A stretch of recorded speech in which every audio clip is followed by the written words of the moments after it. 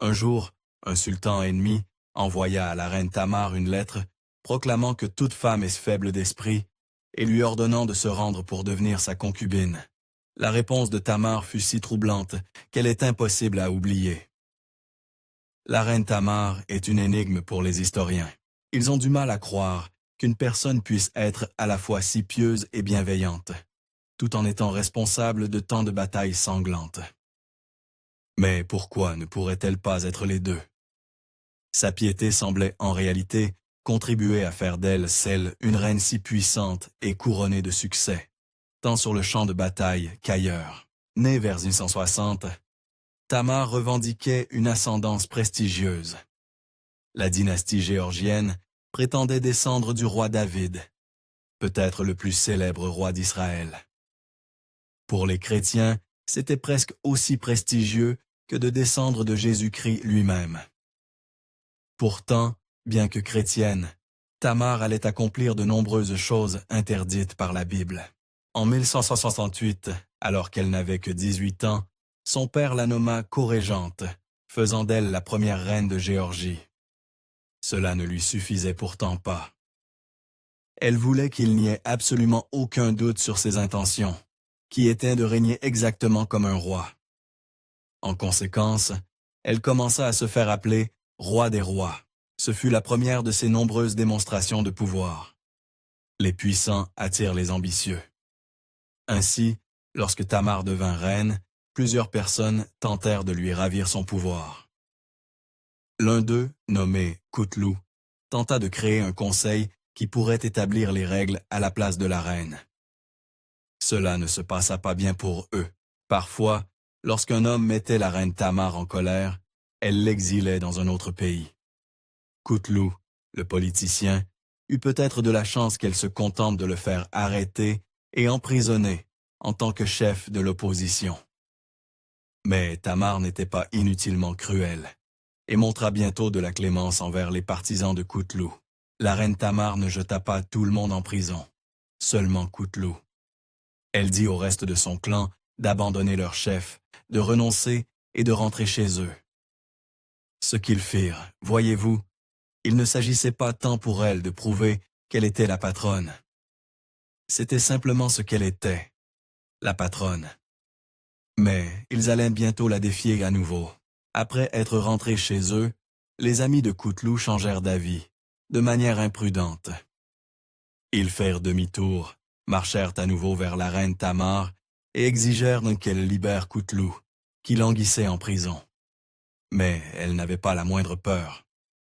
Lorsque la bande de rebelles de Couteloup exigea la libération de leur chef, Tamar envoya 2 nobles femmes pour négocier. Je ne sais pas ce que ces femmes dirent, mais à en juger par la réaction des hommes, cela devait être assez effrayant. En un rien de temps, les 2 femmes envoyées par Tamar pour faire le sale boulot avaient mis les rebelles à genoux, jurant loyauté et obéissance à la reine qu'ils prévoyaient d'attaquer quelques secondes auparavant.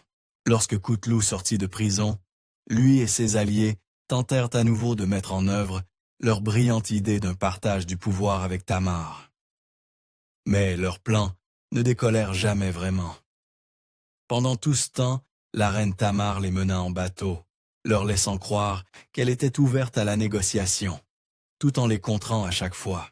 Tamar est restée dans les mémoires avec une telle révérence qu'on a dit d'elle qu'elle était dotée de l'intelligence et du courage d'un homme. Un grand compliment pour l'époque médiévale. Couteloup? Pas vraiment. Un chroniqueur le décrivit comme un garçon et une mule. À la cour de Tamar et dans l'opinion publique, Couteloup était fini. Mais la reine Tamar allait bientôt rencontrer un adversaire presque à sa hauteur. Une chose agaçante lorsqu'on est reine, c'est qu'on ne choisit généralement pas son propre mari. On épouse celui qui sera bénéfique pour le royaume, décidé par des personnes qui, apparemment, en savent plus que vous. Ainsi, la tante de Tamar choisit son mari pour elle. Malgré tout, Tamar fut peut-être enthousiaste à l'idée du choix de sa tante, d'après ce que nous savons de lui. À certains égards, le futur mari de Tamar n'était pas si mal sur le papier. L'homme, Youri, était un prince, politiquement important, un bon soldat, et, comme Tamar elle-même, physiquement attirant. Yuri était physiquement attirant, si l'on en croit la source, qui disait qu'il était parfait de corps. Malheureusement, l'apparence ne fait pas tout. Le nouveau mari de Tamar, Yuri, pouvait être séduisant, mais il était aussi quelque peu débauché. Il était presque constamment ivre. Pire encore, au fil de leur mariage, il développa un goût pour le pouvoir et commença à l'apprécier un peu trop. Mais il y avait un autre problème. Étant donné qu'il s'agissait d'un mariage politique, Yuri n'avait pas non plus choisi Tamar, et il avait peut-être ses propres raisons d'être mécontent de sa fiancée.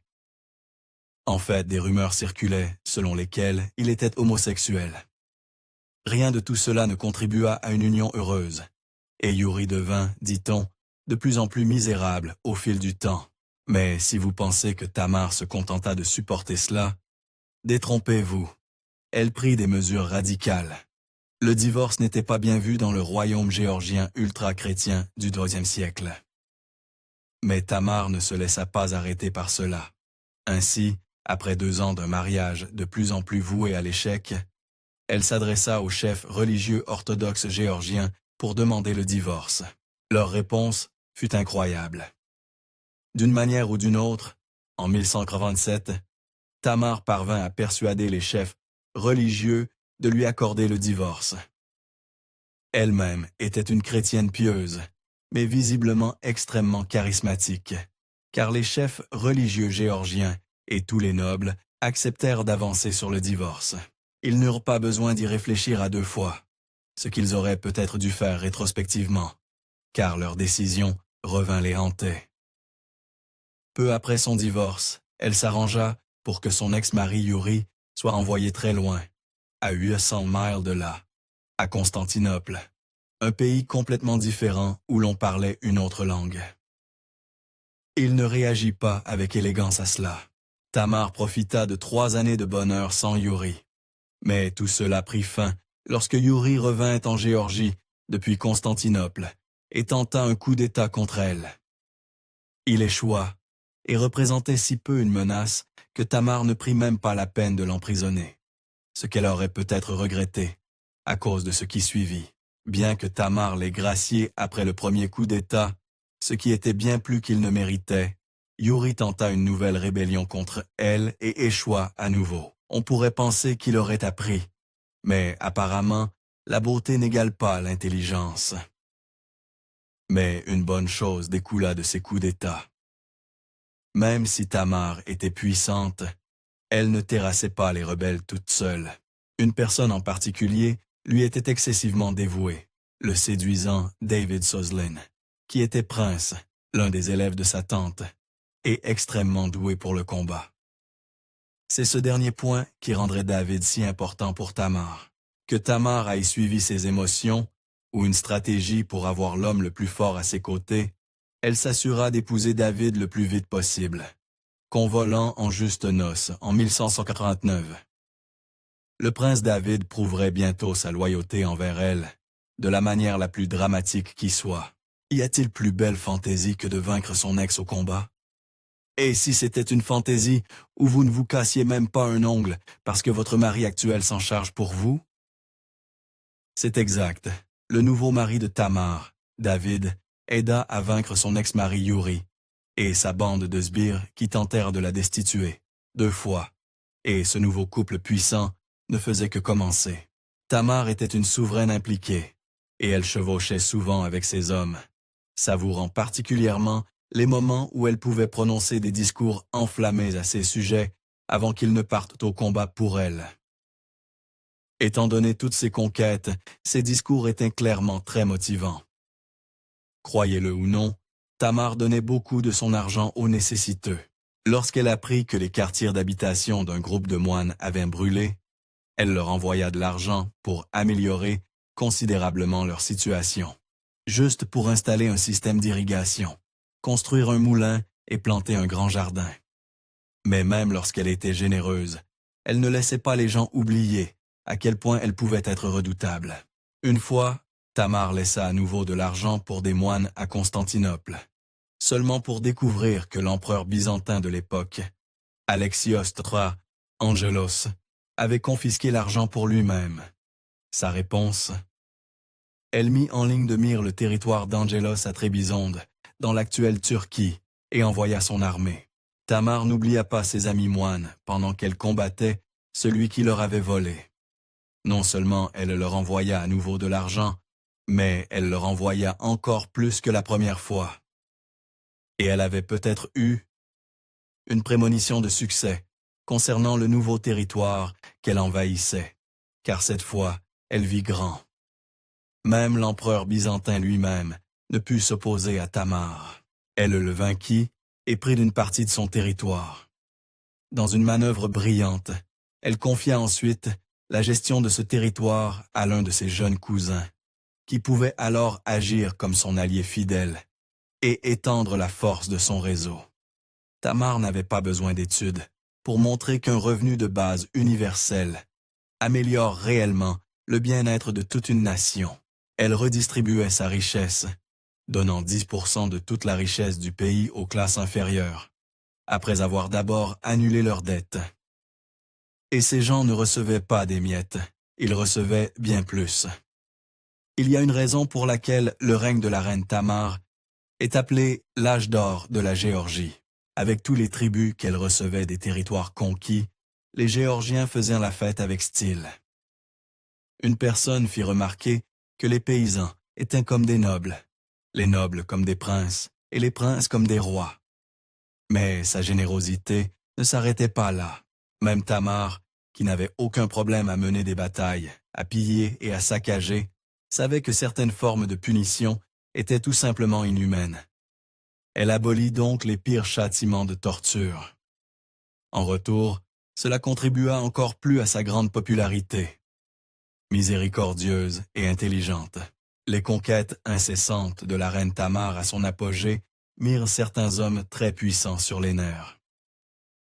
Lorsque l'un des sultans voisins, Sulayman II, vit les succès de Tamar et David, il fut si inquiet qu'il envoya une lettre à Tamar.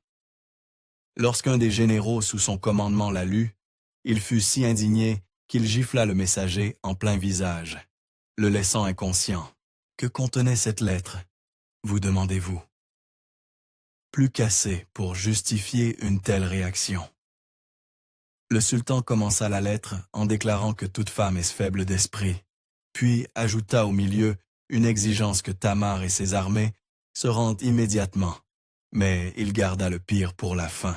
Le sultan conclut son message en disant qu'après leur reddition, Tamar pourrait devenir son épouse si elle se convertissait à l'islam, ou sa concubine si elle ne le faisait pas.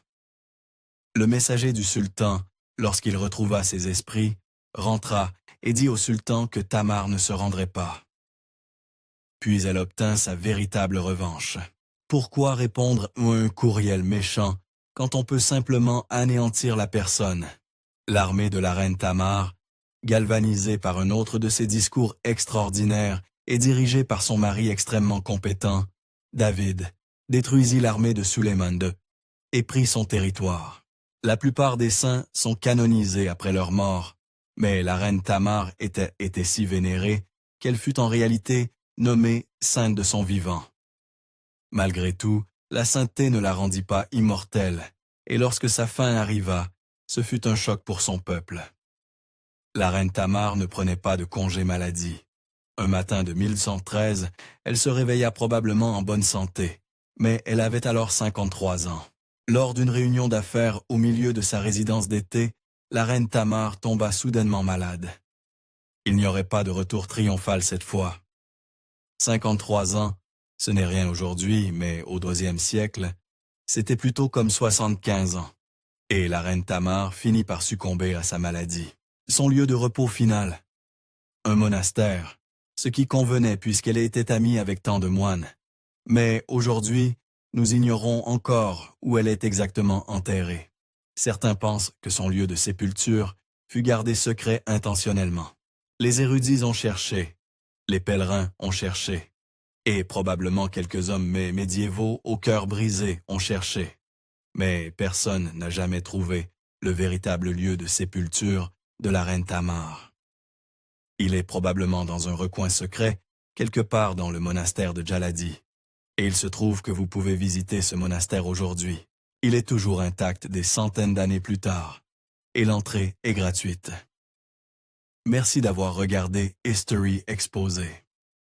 Si vous aimez découvrir les meilleures histoires de l'histoire, aimez et abonnez-vous pour continuer à explorer avec nous. N'oubliez pas de visiter notre page principale, Factinate, pour d'autres faits incroyables surtout.